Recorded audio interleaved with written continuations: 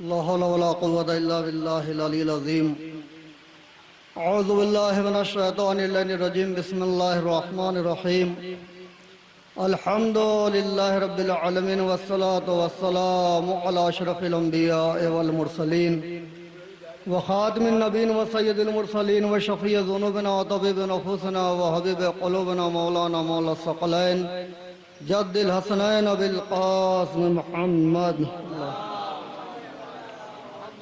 اما بعد فقد قال رسول اللہ صلی اللہ علیہ وآلہ وسلم بسم اللہ الرحمن الرحیم من مات ولم یعرف بامام زمانہ فقد مات میتۃ جاہلیہ. آپ حضرات نے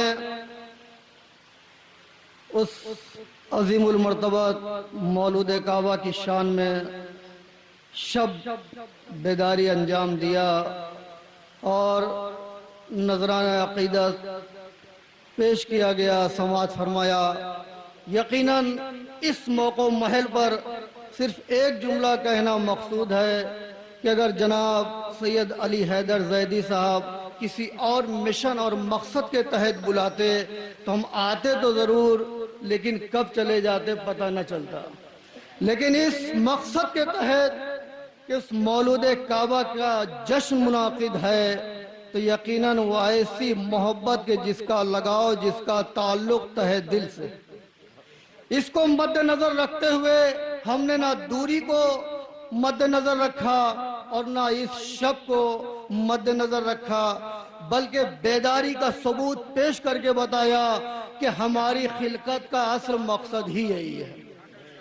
یقیناً آپ نے سماعت فرمایا. ساری تفصیلات کو سمیٹتے ہوئے صرف دو جملے میں یاد رکھیں، ہم جس امام کی مدح و ثنا کر رہے تھے اس امام کی معرفت ضروری ہے. اگر ہم بغیر امام کی معرفت کے کوئی بھی عمل کرتے ہیں تو وہ ہمارا عمل نہیں ہوتا. لفظ کو بدل کر یوں کہا جائے کہ عبادت معرفت کے ذریعے ہوتی ہے، عادت کے ذریعے نہیں. تو معلوم ہوا عبادت کا درجہ اور ہے، عادت کا درجہ اور ہے. لہذا ہم اس شب کو بیداری میں تبدیل کر کے عادت کے مطابق نہیں انجام دیے بلکہ عبادت کو مد نظر رکھتے ہوئے صلوات بھیجے محمد وآلہ.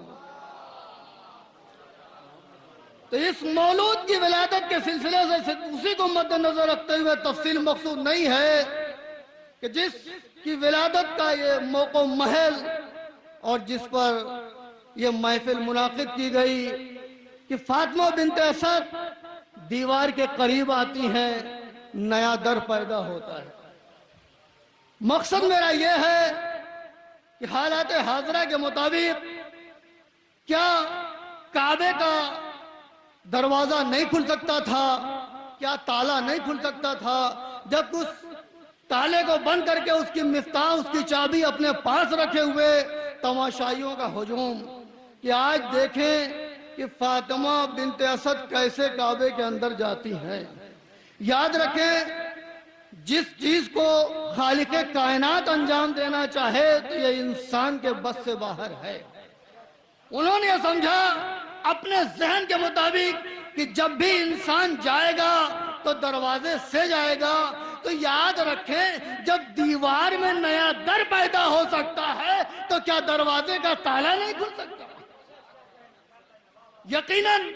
لیکن اپنی کم علمی اور فکر کے نتیجے کو پیش کرنا مقصود ہے. عزیزوں یاد رکھیں عجب نہیں خالق کائنات نے یہ گوارا نہیں کیا کہ جس دروازے سے کفار و مشرکین کی آمد و رفت رہی ہو، اتنا بھی گوارا نہیں کیا کہ اس مولود کی ولادت کے لیے فاطمہ بنت اسد اس دروازے سے آئے. اتنا ملحوظ نظر رکھتے ہوئے عجب نہیں خالق کائنات بڑھ کر آواز دیتا ہے یاد رکھنا دروازہ بند کر کے تالا بند کرنے کے بعد چابی رکھنا تمہارا کام ہے، نیا در پیدا کرنا ہمارا کام ہے. صلوات بھیجے محمد وآلہ.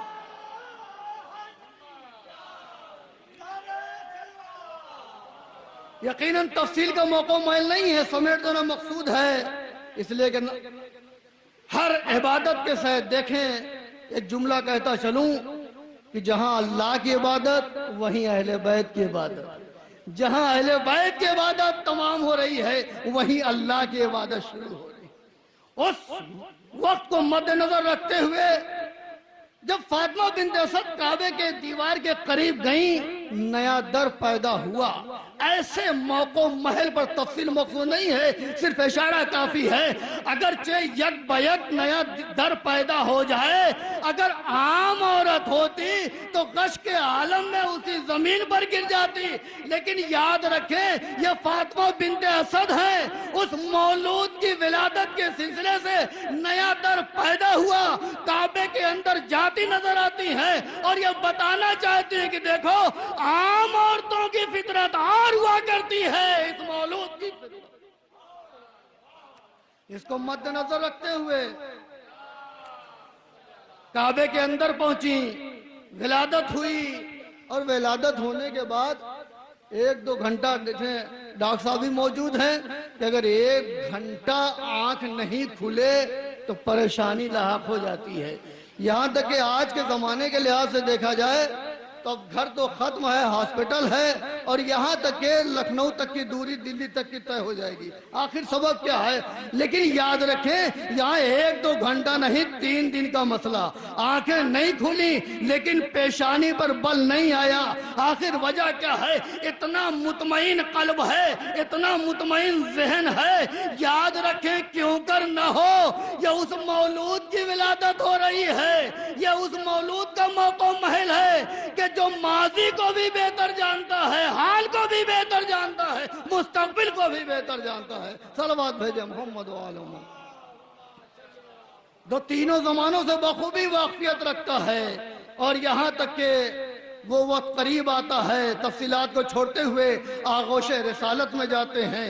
ادھر آغوش رسالت میں جانا تھا کہ آنکھیں کھول دی، زیارت سے فیضیاب ہو رہے ہیں۔ اللہ رے مولا کائنات کی عظمت، یہاں تک کہ آغوش رسالت کی بو پاتے ہی آنکھوں کو کھول دیا، زیارت سے فیضیاب ہو رہے ہیں۔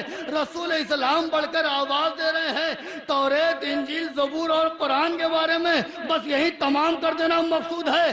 عزیزو یاد رکھیں رسول اسلام کے ذہن پر شک کرنے والوں، یاد رکھنا یہ کسی عام بچے سے نہیں کہہ رہے ہیں، اور یہاں تک کہ صرف کہہ نہیں رہے ہیں بلکہ عمل کی بھی منزل آتی ہے۔ اے علی توریت سنو، انجیل سنو، زبور سنو، قرآن سنو۔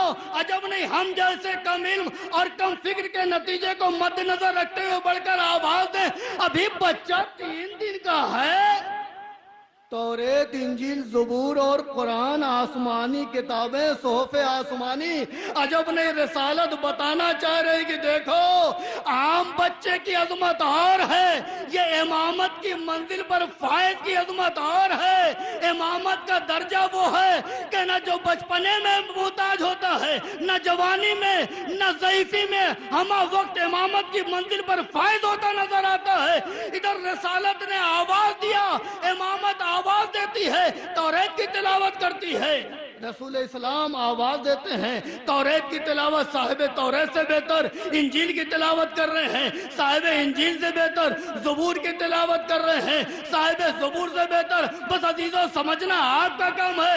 ادھر مولا کائنات قرآن مجید کی تلاوت کرتے ہیں، رسول اسلام تصدیق کر کے بتا رہے ہیں اے علی تم نے قرآن کی تلاوت ویسا ہی کیا جیسے میں کیا کرتا ہوں۔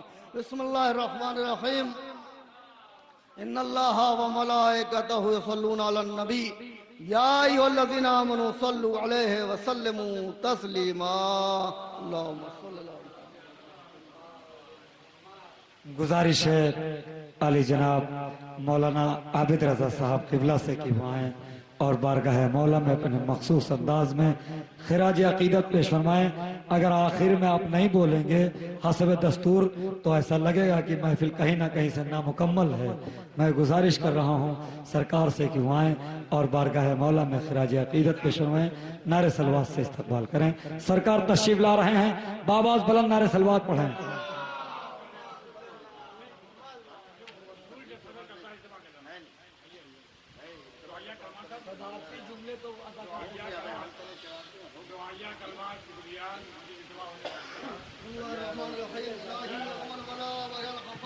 كشف الغطاء وانقضى الرجاء وضاقت الأرض من السماء وأنت المستعان وعليك المشتكى وعليك الملك في الشدة والرخاء اللهم صل على محمد وآل محمد أولي الأمر الذين فرضت علينا طاعتهم وعرفتنا بذلك منزلتهم ففرج عنا بحقهم فرجا عاجلا قريبا كلام البصر أو هو أقرب يا محمد يا علي يا علي يا محمد اكفياني فإنكما كافيان وانصراني فإنكما ناصران يا مولانا يا صاحب العصر والزمان الأمان الأمان الأمان الغاث الغاث أدركني أدركني أدركني الساعة الساعة الساعة العجل العجل العجل برحمتك يا أرحم الراحمين بحق محمد وآله الطيبين الطاهرين المعصومين اللهم صل على محمد.